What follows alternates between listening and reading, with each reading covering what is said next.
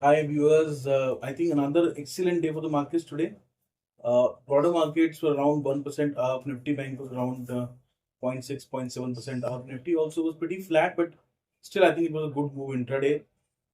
And all the major indices showed signs of strength. And now there are other sectors who started contributing to the Nifty as well. So today we saw FMCG and auto contributing to the Nifty and apart from the Nifty Bank. So overall, I think a good composite, overall good strength of the market. This is how typically bull run starts, and this is how typically bull run takes into shape. So one of the sector leaders will first hit your all-time high.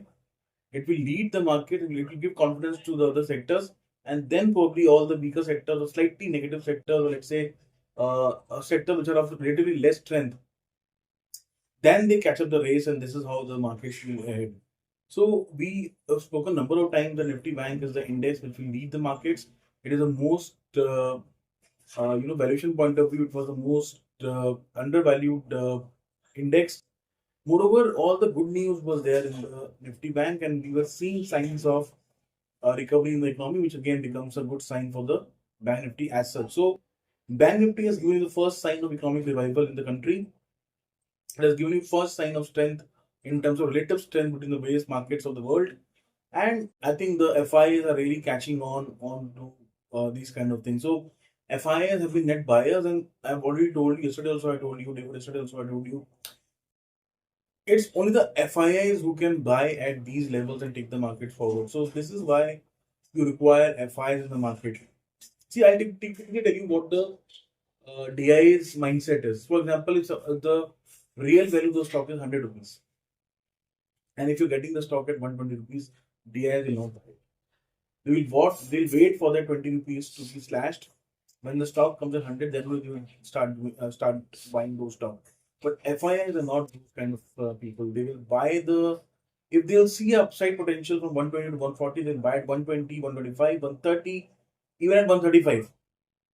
You know, so those are the people who have those guts and money power and muscle power to buy the stocks at those higher levels. This is where the all-time highs, whether we talk about Nifty or other indexes, they all reach to the all-time highs when they're FII buying. जब FIIs की buying आती है तभी हमें अपने all time highs major indexes में लगते हुए नजर आते हैं.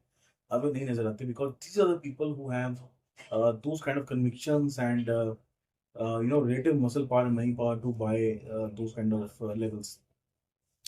So, as I told you, 24,200 is the first target which we got today. I mean, not first target, but the another milestone target, which was 24,200. Then we thought it would go 24,500. And eventually, during next month or so, after all the results are out and we see some positive, remarks in terms of Trump tariffs, or let's say uh, you know, some kind of a clarity between China and Russia, China and USA, what they're going through, then again we will see our Nifty levels going to 25,000, etc. Now, the people who have become long from 22,000 levels or around that, I think they should book profit and sit on the sidelines now. We should not chase these markets now. It is not preferable. Yes, there is some upside left, but we should leave the upside to the bigger players who can control the market. So, for example, FIA are the people who are able to control the market at these levels. So, we should leave the last 300, 400 points to those kind of powerful people who can, manage the index, who can manage the market, who can manage the market. They have those buying powers, they have those demat account strengths, which can actually, the market can dance to their tunes.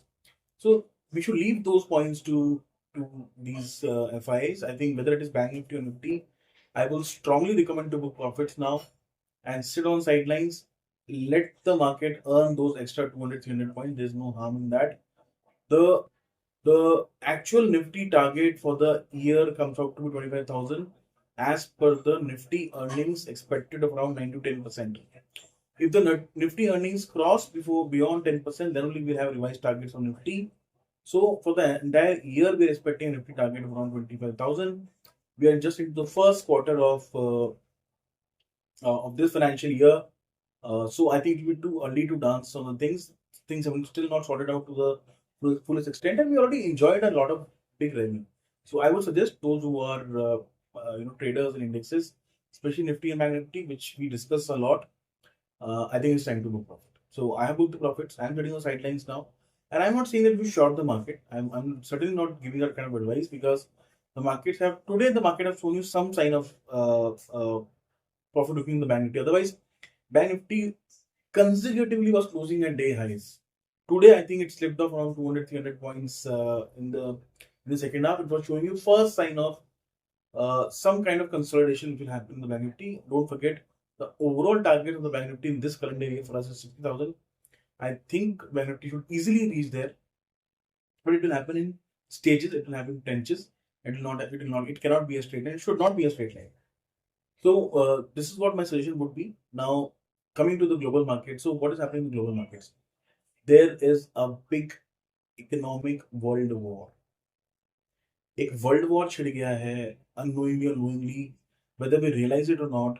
एक world war चल रहा है आज, economic world war चल पड़ा है, and the leaders of this economic world war are US and China, the two most powerful economies, the two most powerful countries. They are into a economic war. So I told you a lot of things which China and US were doing to each other in terms of economic war. Yesterday, I think China what has done is now they started procuring all their crude oil from Canada. So 90% of the crude oil which they were buying from America, now they stopped buying from America, from US, now they're buying from Canada. I already told you that they've stopped buying the liquefied natural gas, which is the LNG. They already stopped buying from US. They are pushing hard to Russia to lay down the pipelines and to take gas from those countries. China is actually doing an aggressive war with USA. It's Trump who is now silent. It's Trump who is not speaking anything for the last 3-4 days, and he's waiting for things to settle down, the dust to settle down, or probably he's waiting for the countries, other countries, to make a deal with US, which is going on at the back end. But I think now Trump is realizing that he has so the tariff war has actually backfired on him to a certain extent. See, what he expected was that he will launch a lot of big tariffs. His country will start kneeling down in front of him. They will bend in front of him. They will ask for help, and whatever Trump will say, they'll agree to it. So 75 countries, or let's say more than those countries, agreed to that plan, and his plan up to that point was successful. But the only accident which all the economists were anticipating, and probably Mr. Trump was also anticipating, was the accident from China. So if China does not accept those terms, and if he retaliates, then there are full chances of an accident, and we may leave into a recession or even worse recession than 2008. US is entering into it now. See, now they can't bend in front of China. It will look like China is number one in terms of economic power, which actually it is. It is showing to America that they are number one. See, America as of now is maintaining its status quo, or let's say it's able to survive as of now because of the inventories.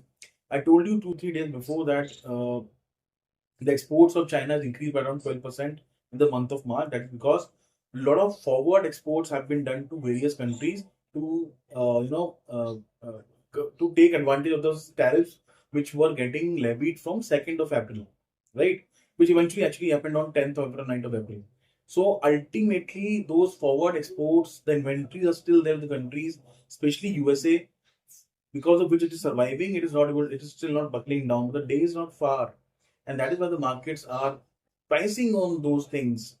That if USA does not bend and China does not bend, then ultimately there is a big economic world war to start. And why I'm saying world war? Because anyways, US and China are fighting. None of them are blinking first. And if the time will pass, then the blinking of first will even become more difficult. The more the time will pass, the more it will become difficult for both the countries to show first sign of weakness, because the world is watching them. The world is watching them. So the problem here is that now the countries have to choose sides. Yesterday, China gave a statement that if you're relying too much to USA at the interest of China, they will take some retaliatory action on those countries. So China is threatening those countries, USA is threatening those countries. Where will the countries go? That is where it is. The world will divide into two parts. The world will be liquid, the world will be fluid. There will not be any big allies, but there will be economic allies. And those allies may keep on shifting here and there. It will become much more liquid, much more flowable relations now with the countries. Most of the countries will start there showing their own interest. They will now realize that we can't depend on globalization. We can't depend on imports. We have to become self-reliant. This will push a lot of reforms. Like it is happening in Germany. Germany पे अगर Trump ने tariff नहीं लगाया होता तो never they would have realized their inner potential. Now they are again going on with this big industrialization, big fiscal deficits, big spending, big spend on army, big spend on defense uh, expenditure, and now they are realizing that we need to do our in-house industrialization, or let's say we have to stop our dependency on the other countries as fast and as much as possible. This is what people will start continue to start realizing. So a lot of things will start happening in house, which is the country driven. A lot of growth will come within the countries only through their own consumption, which means a lot of government spending, a lot of money printing. This is what will happen, and this is how the countries will survive. Less and less dependence will happen on the exports, and the exports will only be taken by those countries which will be friendly to each other, which have long relationships, and which can sustain those import and export within the country. Otherwise, the country will start becoming, or they will try to become self-reliant. This is the supply chain shifts. I told you yesterday also, China will start sending those semi-finished products to India or the countries, which will again do some final finishing, put the stamp on the respective countries, and then export the things to USA. How much things will happen, we don't know, because Mr. Trump has asked one of his departments to take a strong watch on the imports they're getting from Mexico, Vietnam, Cambodia, uh, Ireland, and all those things where these things are happening, where Chinese stuff was getting re-stamped into their own countries, and then the imports were happening to US. So those all things will start happening, but the economic world war is on, and you will see the ripple effect slowly and slowly. As of now, the world is not realizing it, but it is happening. It is happening at the back door, and that's what I'm saying. This is a big shift. This tariff war is a big shift. Now the advantage of a neutral country will start coming in. So India being a neutral country, India being a democratic country, India being a country which is elected by the people, people understand there are some checks and balances to what the governments can do. Unlike China, which is a communist country which can do anything, right? So those kind of checks and balances in which the countries will start becoming more friendly to them, and they will like to have trade with those countries. So, for example, USA, India, other countries, European countries, जहाँ पे elected governments हैं, but where there's a democracy, those countries will take advantage. They will lead, and other countries will also try to flock around these countries. I don't think most of the countries will like to go to China because they know it's a communist country. Anybody can take a decision anytime, and a lot of things which have been done in the past can be undone just some hours, some minutes. So these are difficulties which the country will face now, and let's see how this economic world war comes into play, and how does it come to an end.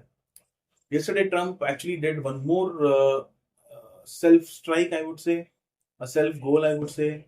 He started hitting Mr. Powell, so he told that he's not a wise man, and he can't be trusted, and he should cut the interest rate as fast as possible.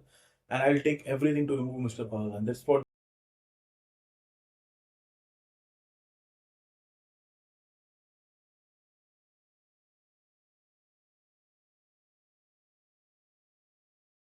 US markets, a lot of money is being pulled back.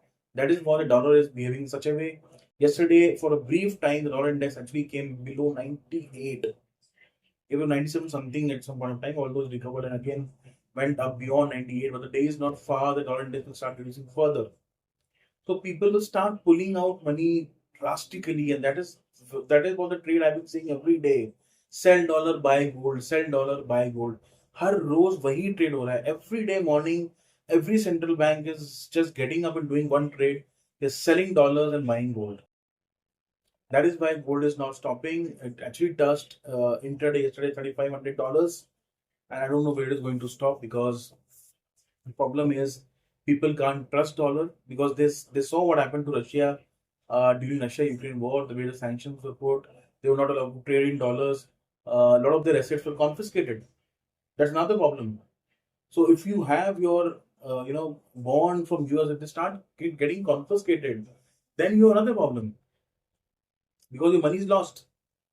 People have lost trust, and on top of that, you will start removing those Federal Reserve kind of neutral agencies which are able to manage the risk, which are able to manage the economic risk, because of which people actually get confident in the US economy. They buy bonds, they buy dollars. If you start removing those agencies, who will like it?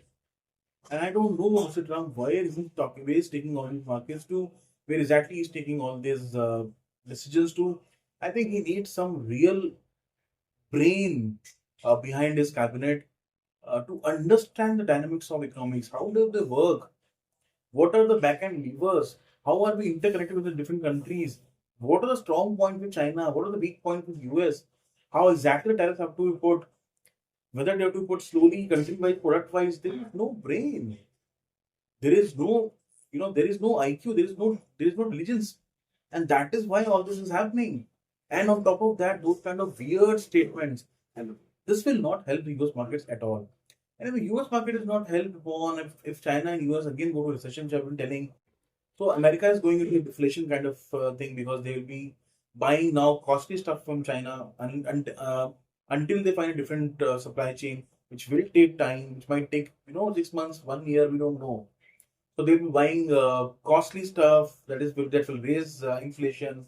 But because investment will not happen, people are worried in USA. Not none of the CEOs or the companies will try to do big investments in USA, which means that they will also have low growth. So you will have a low growth along with a high inflation, which brings actually the country into stagflation.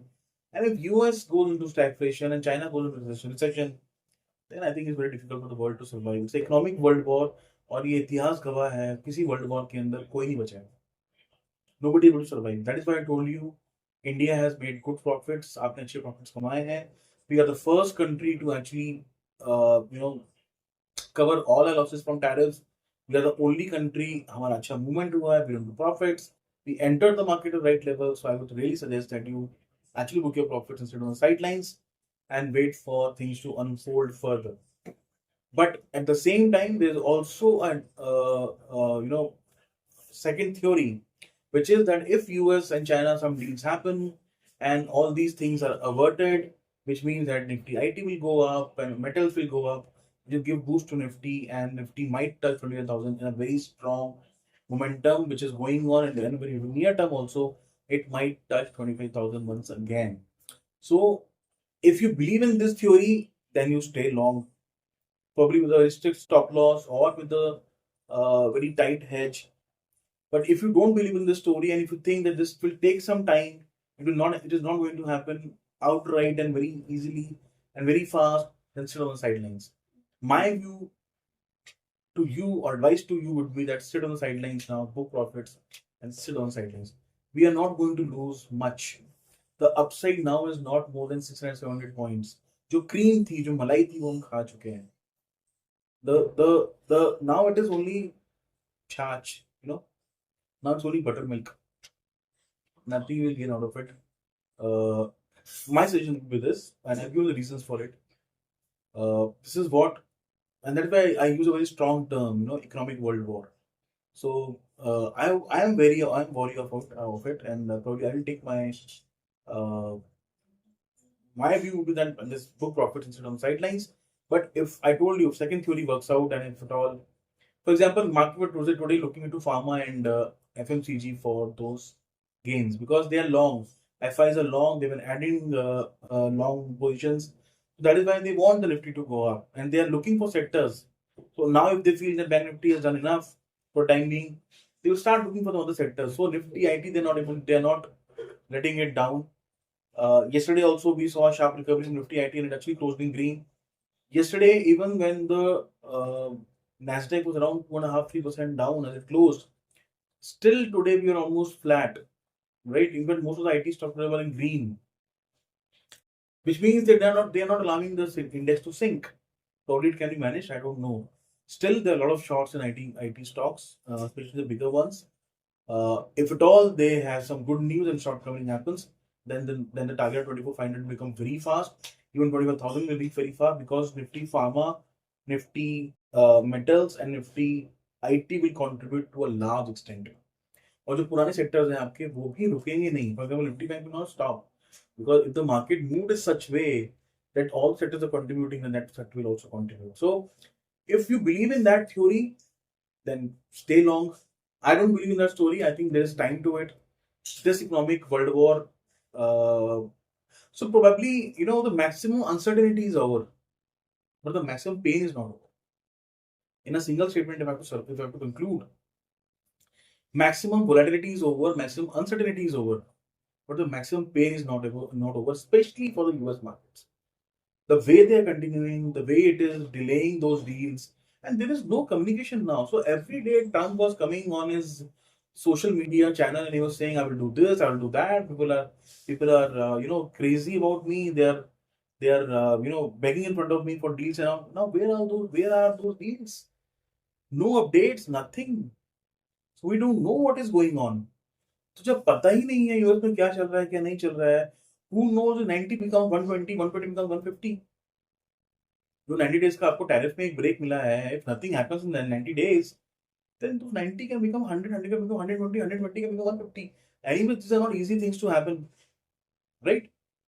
So these are my concerns, due to which I have become slightly more vigilant now. And anyways, we have traveled a lot. The move has been very fast and furious. And I'm not saying that is the reason for Nifty to stop or Nifty to stop. No, not at all. That is not the reason at all. But the risks are still there. The risks have not gone. And that's the reason why I feel that yes, probably this is the time to sit on sidelines and to stay on cash. Although I still feel that Nifty will probably end at a high on Thursday. Expiry uski high pe hi honi chahiye, but you never know what can happen. Anyway, today the Nasdaq futures and the Dow futures were in green. Let's see how it pans out, how today's session pans out. But the US markets are really worried. See, I've been listening to many commentary from US markets, veterans, or let's say their brokerage experts, CEOs. They're all worried now. They're all worried. They're afraid of America. They've understood that this exceptionalism probably has come to an end with this kind of stance that Mr. Trump has taken.